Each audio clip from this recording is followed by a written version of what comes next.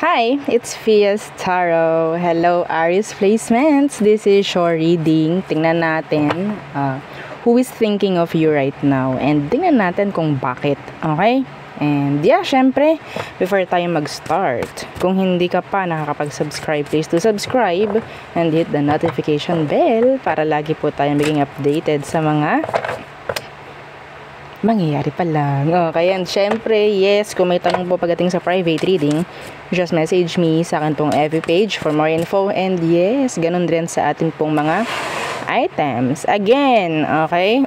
So, sa mga ayaw makinig, you can skip the video. So, sa mga interested. So, meron tayong protection from evil eye. So, meron tayong ring. Adjustable yung ring natin.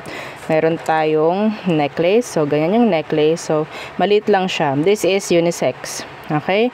So, yeah. Meron siyang blue stone doon sa center. Okay? So, this is non-tarnished, hypoallergenic.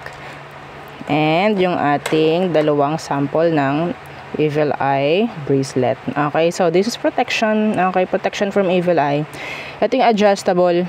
Ito yung garterize. So yung garterize, ganito yung pendant. Okay, so yan po. Yeah.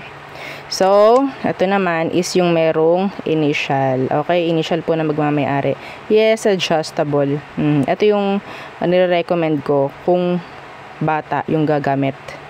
Para ibibigay na lang po yung size ng kanilang wrist, no? So, available din siya in red string. Okay? And, syempre, yung ating 2-in-1. Okay, 2-in-1 money and love bracelet. So, bakit merong money? Kasi meron siyang citrine. Okay, citrine stone. So, ito po siya. Yung may mga yellow stone dyan. Makikita ninyo, ito. So, may mga citrine po yung ating love bracelet. So, citrine stone is nakaka-magnet ng money. Okay? So, totoo po ang citrine stones, ha? Okay, yes. Oh, and syempre, kung ikaw lalaki, gusto mo nito, pwede mo naman siyang ilagay sa red pouch. Okay? And, yeah, i-keep mo lang. Kailangan ko ng real name mo dito. And, syempre, again, sabi ko, samahan ito ng evil eye protection. Kung gagamit kayo nito. Evil eye protection, okay? So, kung meron kang available at alam mo naman na legit yung evil eye mo, then, gamitin mo, okay? So, yan lang siya. Okay. And, syempre, yung ating granter necklace. So, tulad ni love and money bracelet, kailangan rin niya ng protection kasi siya ay nagagrant lamang. Hindi po siya yung magmamanifest, ha? Siya yung magagrant ng manifestations ng mga minamanifest mo. So, kailangan mong proteksyonan kung ano man yung ginagawa mo, yung mga minamanifest mo from those evil eye. Okay? So, sasalagin ng evil eye yung igagrant nito na minamanifest mo. Gets? Yun po, ha? So, this is unisex. Okay, ganyan siya. Hypoallergenic. Okay, this is 20 inches long. Yung chain niya. Ganito siya. Okay, so there. Yan. Okay, so front and back. Yeah. So, para siyang merong glass. Meron siyang acrylic. Okay? So, again, this is made to order yung ating granter necklace. And, syempre, yung ating pinakamatindi. Tagatanggal ng alat. Tagatanggal ng MALAS. Yes. Okay, so ito siya. Tawag natin dito is cord cut. At tanggalin natin yung mga nagbibigay ng hindi magandang energy sa'yo. So, there. Okay, kung meron pong tanong, this is unisex po. Okay, kung ayaw mong isuot kasi basa kanila sa mga nagpo-purchase. Ayaw lang suot, pwede pong ilagay sa white pouch. Okay, white or red. So, yan po. Medyo bulky siya. Makikita nyo rin may mga real stone dyan sa loob. Okay? So, there. So, kung may tanong, just message me. So, Aries. Okay, start ng ating reading is 451. Okay, sa mga ayaw. Oo. Okay. So, sino ba itong nag-iisip sa'yo, Aries? And bakit? So, sino ba ito? Anong meron? Anong meron sa kanya? Sino itong nag-iisip sa'yo, Aries? Let's see. Eight of Wands. Some of you, kausap mo na. Or gusto ng communication with you. Could be a fire sign like you. Yeah, the Lovers. Pwedeng karelasyon mo ngayon. Iniisip ka. I don't know bakit. Titingnan natin. So, kuha muna tayo ng mga kung anumang energy. Could be a Gemini. Okay? Ikaw ito nakakuha ng, sabihin nating, strong connection from this person. Some of you, kung hindi man kayo magkarelasyon pa, sabihin natin nandun yung urge, no? Nandun yung parang magnet, na mamagnet ka. Yeah. Some of you, nasabihan ka na pwedeng itong taong to is ka-twin flame mo. Okay? So, there.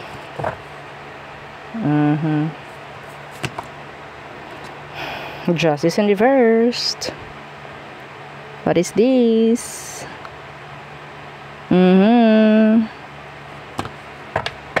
So, tingnan natin.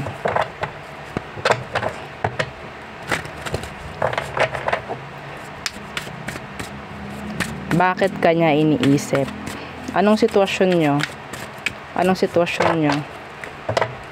At bakit ka iniisip nito? Strength. Ah, okay.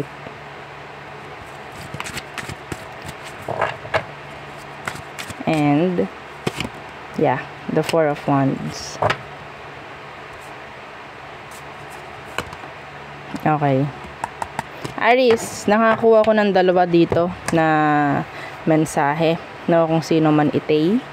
Some of you, this is a new person wanting to connect, wanting na magkaroon ng relasyon with you. Okay? Pwedeng hindi pa kayo ganoon ka-open sa isa't isa, pero they see you as somebody na pwedeng makasama for long term. Could be a Leo. Fire sign is here. Aries, Leo, Sagittarius. Okay? So, some of you, pwedeng nakarelasyon mo na. And yes, may nangyaring block. Pwedeng there's blockage pagdating sa communication for some of you. Okay? Gusto ng taong ito na magkaroon kayo ng pagkakaayos. Yeah. Gusto niya magkaroon kayo ng pagkakaayos. I'm hearing, iba naman. If this is your, see, tatlo. Oo. If there's this energy, ang nakukuha ko kasi is, pwedeng meron pang, kakonect mo na to, current. Okay? Nag-iisip siya kung paano, sabihin nating, ile-level up yung inyong connection. Meron ditong taong gustong i-level up na yung connection ninyo. Status. Maybe going up. Okay? From dating, maybe. From dating or maybe talking stage. Parang ganyan. So, parang magkakaroon na ng label. Parang ganyan. Pero kung may label na kayo, pwedeng itong taong to is nag-iisip na ng kasal. Yeah. Nag-iisip na po siya ng kasal. Nag-iisip na ng pang long term pagdating sa inyong connection. Okay? So, justice kanina naka-reverse. Kaya hindi muna ako nagsalita eh. May chance kasi na pwedeng hindi pa nga pwede yung kasal. Or pwedeng sabihin nating may mga legal. Okay? May mga pwedeng gawing legal na. Parang ganun. Okay? Let's see. Ano ang advice? So, yes, gusto kanyang sabihin nating bigyan ng pagkakaroon ng pag-angat, pagkakaroon ng leveling up dito sa situation ninyo. Okay? So, kung ito ay bago, gusto niya makipagrelasyon, gusto niya mag-pursue. Okay? Gusto niya mag-pursue, gusto kanyang ligawan or whatsoever. Kung babae naman ito ay gusto niya ipakita sa iyo ng she's open, mga ganyan bagay. Okay? Makakuha ka ng this is twin flame. See? Ito, itong Four of Wands, kung makikita nyo, parang yung 11-11, no? So, pwedeng nakakita ka ng angel number 11-11, mga ganyang bagay. Some of you, you're mirroring each other. You are mirroring each other. Okay? You both feeling the strong connection. Yeah. There's that pull pagdating sa isa't isa. And this is nice. This is nice. Ano pang kailangan mong malaman? Let's see. Ano pang kailangan mong malaman? Mamaya na yung advice. Ano pang kailangan mong malaman dito, Aries? So, talagang attracted tong taong to sa'yo. Yeah. You're in their head. At talagang ang dami ng plano ng taong to. Ang dami na. The Hangman.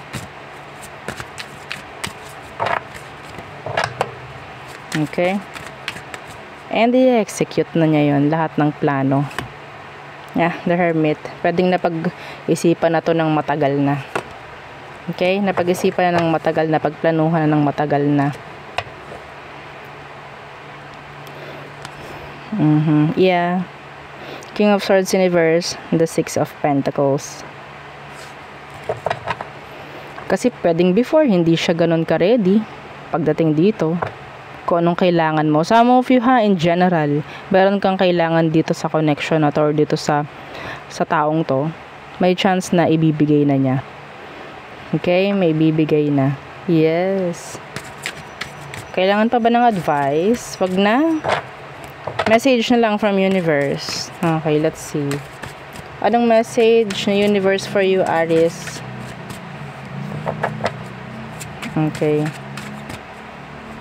This is for June, okay? For June lang. Nice. The Sun. Advice. Be the sun. Okay? Sabihin nating maging positive lang palagi. Okay? See, the Ace of Pentacles. Yes! This is big changes coming in. Some of you, I'm hearing child. A child. An additional. Okay? Bagong member ng family. Okay? So, may ganyan. So, I think this is like an energy na parang nasa higher frequency. I don't know, some of you, ikaw itong merong love and money bracelet. Okay? Pwedeng ikaw to. Specific yun. Kung ikaw merong ganon, pwedeng dumating sa'yo to. Okay? This is nice. Yeah, this is nice. The full universe. Parang planchadong planchado. Parang ganon yung nakikita kong energy dito. Okay? So, just be the sun. Be the sun. Be on the positive energy. Parang ganyan. Okay? Enough with the negativities. Yeah, kailangan naman talaga natin ng negative to balance out, no, situations, mga ganyan. Pero syempre, sa ngayon, positive lang muna. Okay? This is just like a surprise coming in for you. Some of you, this is a surprise. This is like a biglaan na pwedeng mangyari sa'yo, Aries. Sana lahat ng nakikinig na Aries. Ating ilak to. This is nice, no? This is nice. So, ilak natin to. And, okay. So, ilak natin. I-claim nyo, ha? So,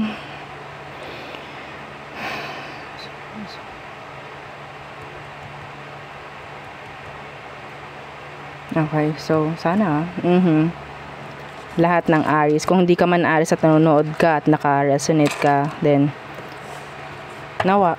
Hindi po ba? Okay. So, tayo tumungo na sa all signs. Yun lang. All signs are true Pisces. For you, Aries. Let's see. Their zodiac signs. Like stalking their energies. Okay. If you're dealing with an Aries, commitments. So, hindi nalalayo, no? sa energy nung reading kanina. This is commitments, status is going up. This is marriage, long-term connection, commitments. Okay? Pagkakaroon ng anak, kasal, buong pamilya. Kita nyo, may pet pa. Okay? So, yeah. They want commitments with you. Long-term connection. Taurus, they're ang tawag dito, the one that got away. So, may panghihinayang. Si Gemini, there's family issue involved. Cancer. Parang itinatago ni Cancer yung totoong emosyon na meron siya. Some of them, they're lonely. Leo, have a lot of plans, options, parang may ganyan. Virgo, they want progress. Some of them, they're feeling, andun yung energy na para silang indecisive. Parang they're playing tug of war. Meron silang gustong gawin kasi ayaw nilang merong masasayang. Parang may ganun. Anyway, Libra, they love you. Scorpio, they want reconciliation with you. Sagittarius, slow burner connection, I think. Capricorn, here they are with their love offer. Aquarius, you're their wish fulfillment. Yeah, you are their wish fulfillment. Pisces, wala pa akong sinceridad na nakikita from this Pisces. This is like connecting with you. Just like parang selfish reasons. Mga ganyang dahilan ba? Pagdating dito kay Pisces. Parang pang sariling dahilan. Pang sariling kagustuhan. Pang sariling pangailangan. That is why they're connecting with you. Some of you, there's this energy of third party involved. Yeah. So there, yun ang aking reading for you. Aries placements. Again, please don't forget to like, share, and subscribe. And follow our FB page. And yung ating second YouTube channel na Love Letter. Yes. Okay, nasa description box below yung ating link. Thank you. Goodbye.